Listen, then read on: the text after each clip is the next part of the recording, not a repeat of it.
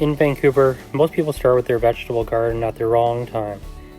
This time of year, I hear the same question almost every day. Darrell, what can I actually grow right now?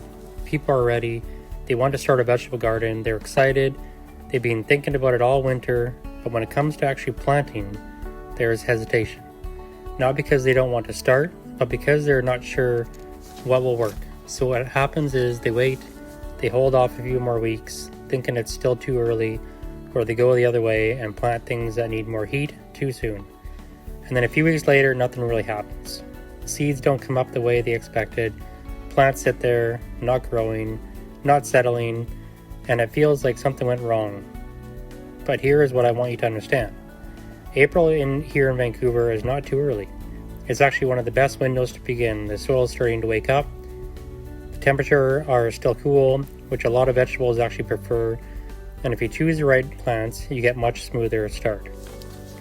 Less stress, better growth, and a quicker results.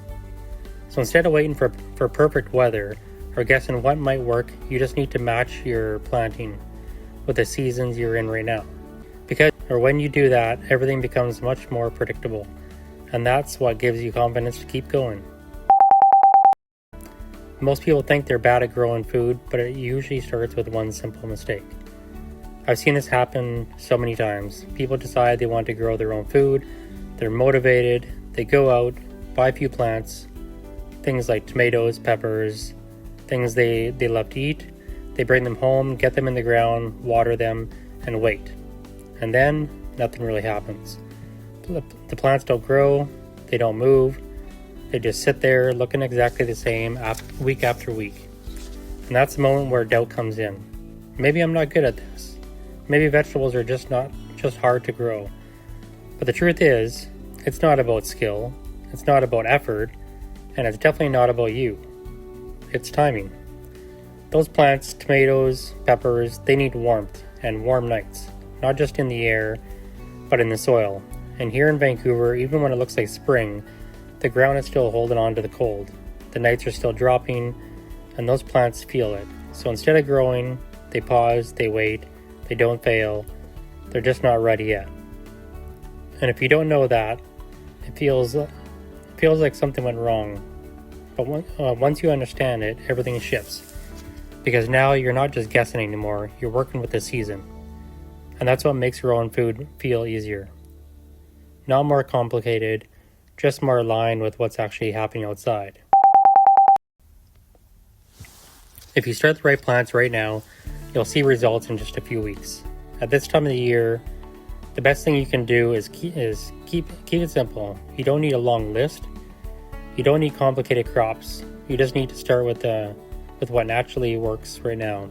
In April, here in Vancouver, this is what I usually go with. Arugula, peas, kale, onions, pak choi, and spinach, and some of the basic herbs. These plants don't need heat. They actually prefer the cool temperatures. They're comfortable in this season, so instead of struggling, they settle in quickly. You'll start to see growth much sooner, leaves forming, new shoots coming up, real progress. And that early progress matters more than people think, because when you see something working, it changes how you feel about the whole process. You stop doubting yourself, you stop overthinking everything, every step, and you start to enjoy it. I always tell people, don't try to grow everything at once. Just pick a few things that match the season, give them a good start, and watch how they respond. Because once you get that first success, even something small like a handful of fresh spinach, it builds momentum. You want to plant more, you pay more attention, you stay consistent. And that's how a garden actually grows. Not from doing everything perfectly, but from starting with the right things at the right time and letting that success carry you forward. If your garden gets hot and dry, herbs are one of the best choices. Now this is something I use a lot, especially for people who want low maintenance. Just wanted to show you guys 4 of my go-to herbs that I like to use every year here in Vancouver. I'm from the Okanagan, so I like that dry, hot conditions, and I like using herbs that are similar to the Okanagan kind of temperature. And these four are also kind of known for like the Mediterranean herbs. So one would be your rosemary. These guys, again, full hot sun. Any like herbs that are in pots as well cannot dry out. So even though they're like a drought tolerant herb that are always, you know, set on the side of tags when you buy them, drought tolerant is more or less like when the plants are in the ground, they can set their roots further down into the ground and they can withstand more of the drier conditions. But if they're in containers, you still have to water them somewhat frequently just so they don't dry out completely. So yeah, rosemary is one of them there. Second would be sage. So again, sage plants definitely remind me more of the Okanagan. They have that sagebrush kind of smell to them. Again, full hot sun, keeping them moist in containers, drought tolerant in the ground. Third would be thyme. So this is your basic English thyme. So thyme, again, these guys are all green throughout the year. So I usually, when I plant a few herbs together in pots, I usually choose rosemary, sage, and thyme. They all do well together in containers. They don't fight too much for nutrients. And again, they stay on the shorter side. You do want to kind of prune them back every year to keep them more contained, because they will get out of control if they're, especially if they're really happy in containers. They will grow into each other if they don't have enough space. But normally when you plant them together, you want to give them space. So at least, for example, if it was like your rosemary here, I would choose to put like a sage about that far apart, a good 6 to 8 inches apart, maybe even more if you can, if it's a larger planter, and give them space to kind of grow out so they don't hit each other within the first month or two. And the fourth one, not one that you can eat, but lavender. So lavender, again, likes the hot, dry conditions. These ones, you also get the nice purple flowers on them throughout the summertime. This is the English variety. So the English lavender tends to survive the winters here better, especially if they're left out in the rain over the winter time, compared to the Spanish varieties, which don't really survive our winters too well.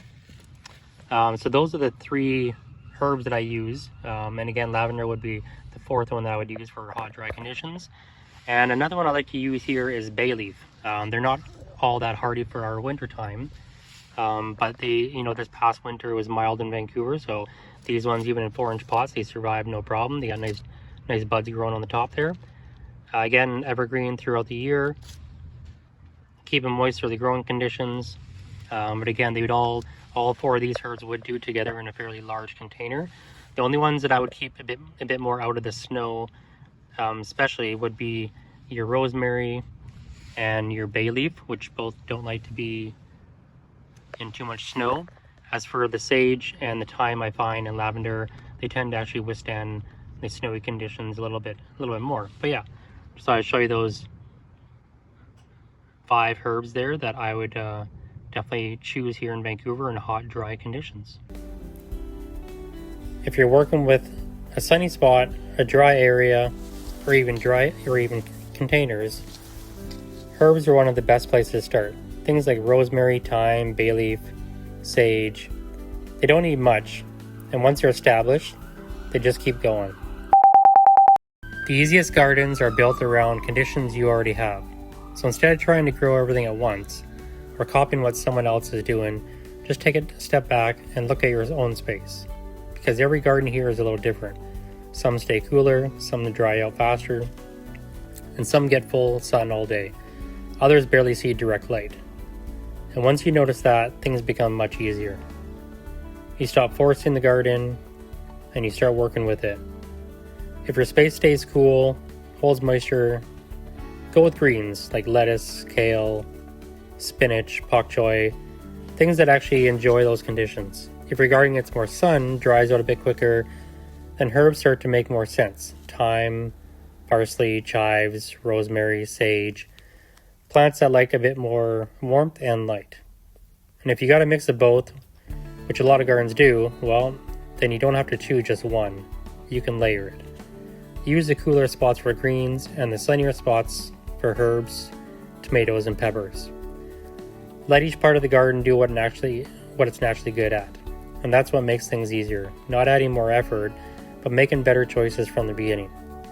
Because once those first plants settle in, once you see them growing, That's when you can start expanding, adding more variety, trying new things, building on something that already works. And that's how a garden becomes consistent. Not from doing more, but from starting in the right direction. You don't need to grow everything, just start with what actually works where you are. So if you've been thinking about starting a vegetable garden, don't make it complicated. You don't need a big plan. You don't need to grow everything at once. Just begin with a few things that match the season and match your space. Because when you start simple and it works, everything else becomes easier. You build confidence, you stay consistent, and the garden grows with you, not against you. And I'd really like to hear from you. What are you thinking of growing this spring? Or maybe you've already tried and it didn't quite work the way you expected. What did you plant? And what happened? Drop it in the comments, please. Keep it simple, and I'll go through them and help you figure out what fits your space best. Because once you understand that part, you stop guessing and you start getting real results. I'm Darrell, and I'll see you out there.